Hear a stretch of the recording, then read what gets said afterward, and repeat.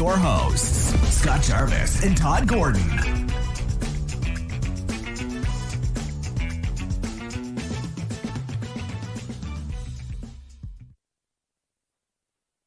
Hello and welcome to another compelling episode of Bound for Greatness. I'm your host, Scott Jarvis, and today we have a truly inspiring leader with us today, Shea Collins. She's not just a director of student activities at Thomas Jefferson High School. She's a trailblazer in her field, setting milestones and paving the way for others. Shea, thank you so much for joining us today.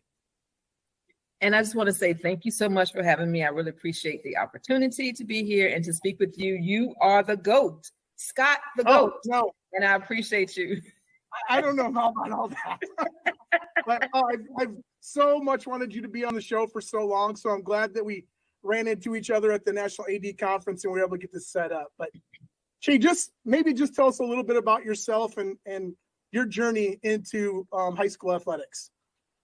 So I was a public school teacher, biology teacher exactly. I taught pretty much every level of science, from middle school science, imagine the little darlings, to high school. I taught IB biology in the IB program at one high school as well. Also a club sponsor, activity sponsor, senior class sponsor, basketball coach, and then got into athletics. Actually, I applied for a job that I didn't know anybody at. But I knew that at the time I had my administrative degree, so I was trying to get jobs as a dean of students because that was the first step in one county in order to get to the principalship. So I was like, okay, well, I'll try these dean of student jobs. I applied for 5, got denied for all 5. And so 3 of them, I heard back why I didn't get the job. They picked someone else at the school that they also interviewed. The other 2, I never heard back. So I said, you know what? It's almost time for me to go. So I felt like I wasn't going to be able to move up in that school division in the, I would say, administrative role. So the job came up at the job, didn't know anyone there, didn't know anything about Richmond, had never been to Richmond, like nothing. And so ended up getting the job and it worked out. And almost 12 years later, I'm still, and so it worked out. So the journey was really, stumbled upon because I got a no from something else. And so a no is not always denied. It's just maybe another way. So that's how I got into athletics. Yeah, it's awesome. So many times. I can't even tell you how many times I've been rejected from a job. But as you said, another door always opens for whatever reason. Yeah. So Shea, your journey has been marked by several firsts, breaking barriers, breaking down doors. First female and only female of color to hold the title of Director of Student Activities in your county with 11 high schools. How do you leverage your position now? You've done so well. You've done so many great things. How do you leverage that to create opportunities for leadership for women and maybe other people of color? Absolutely. So a lot of firsts. When I first started coaching girls basketball, I was the first coach of color they'd ever hired, male or female at the time. And so I think I was watched a lot because I was coaching a lot of females of color as well. Oh, I recruited everybody that wanted to play. So, but it was more of making sure. And so being able to leverage that opportunity to coach some wonderful young ladies, because even though I played basketball in high school, I ran track in college, I was like, I want to be able to coach and help as many people as I can. So I was able to get the job. I was a JV coach at first, became a varsity coach. That leveraged that opportunity to be a female in front of these other young ladies and show them what female, just a female coach, mother figure, if you want to call it that, but being able to impact them that even to this day, we call and text each other, see each other. I just attended in 23, one of my students' graduation.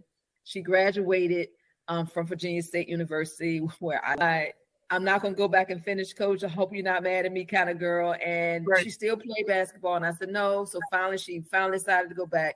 And so she got a degree. It's like, coach, you got to be here. And I made sure I was there. So that impact doing that. Then when it comes to women leaders or women in athletics, I definitely want to project an image where not that I know it all, but that I can help you if we help each other. So what I don't know, you tell me, and what I know, I'm going to definitely help you. and try to navigate a space so that we all have an opportunity to speak up, because speaking up is what we as women sometimes don't do, because we're in a male dominated environment. So it feels like we're scrunched in the little pack, like, oh my God, here I am, see me, but don't say nothing, because I don't want to say anything. I don't want us to be that way anymore, because we have just as many ideas and great influences on people and females in the sport, as well as sometimes males as well, that are playing and athletes, that I think we just need to do better at promoting ourselves and being great at what we do, but show that greatness, bound for greatness, show that greatness to somebody else. So yeah, I feel it's so important that our girls see women in leadership roles. Having 2 daughters of my own, I would love for them to have a female head coach. I know as an AD, if I can find a female coach for my female teams or male teams, actually doesn't really matter. I want to see that. I just think there's it's just important for our girls to see, women in leadership, people of color in leadership.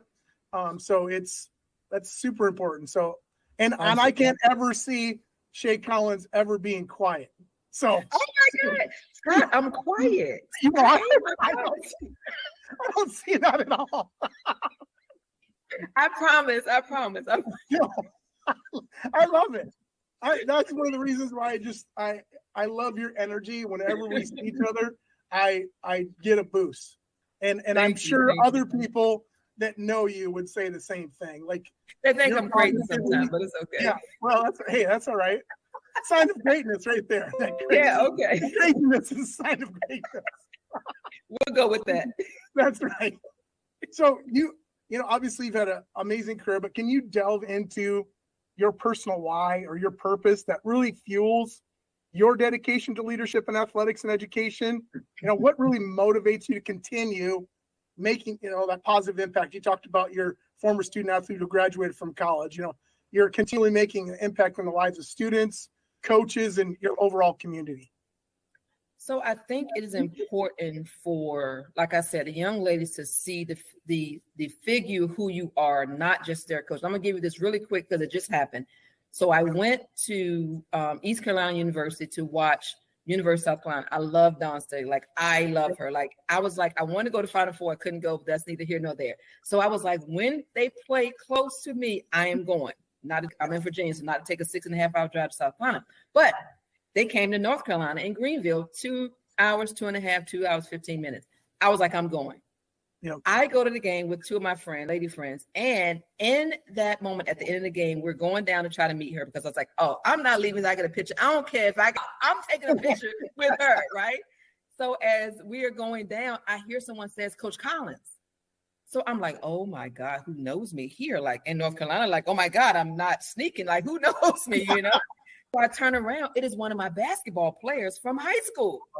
Oh, she was awesome. like, Coach, I had a dream that I was going to see you here. You remind me of Coach Staley so much, how you coached us. I said, is that good or bad, Brittany? She was like, oh, that's good, Coach. But I remember how you were. And you remind me of her so much that I had a dream that I was going to see you here. And I was like, oh my God. I said, you really felt that way. Now I said the good thing about her.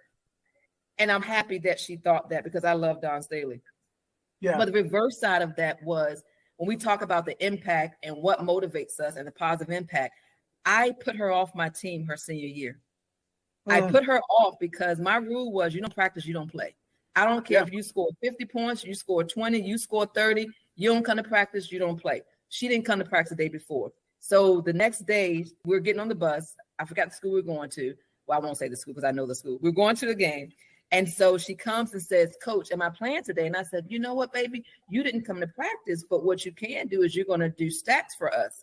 And so she's like, okay, cool, no problem. She said, but I'm not going to play. And I was like, no, but you can sit and do, just the stats for us or whatever. And she was like, I don't want to do that. I said, well, baby, if you don't want to do that, baby, then you just don't need to come with us, because that's what you're going to do. Well, I quit. I'm not going to play anymore. I said, okay. I said, now that's your final answer. Yeah, I don't want to play. Because if I can't play now, I don't want to play anymore. I said, okay, cool. Not a problem. So 2 days later, she talks to my assistant coach, because they would tell them so they could tell me, ask, could she come back? And I said, well, baby, you made your decision. I've made mine. I'm going to win with or without you, but we're going to let this go.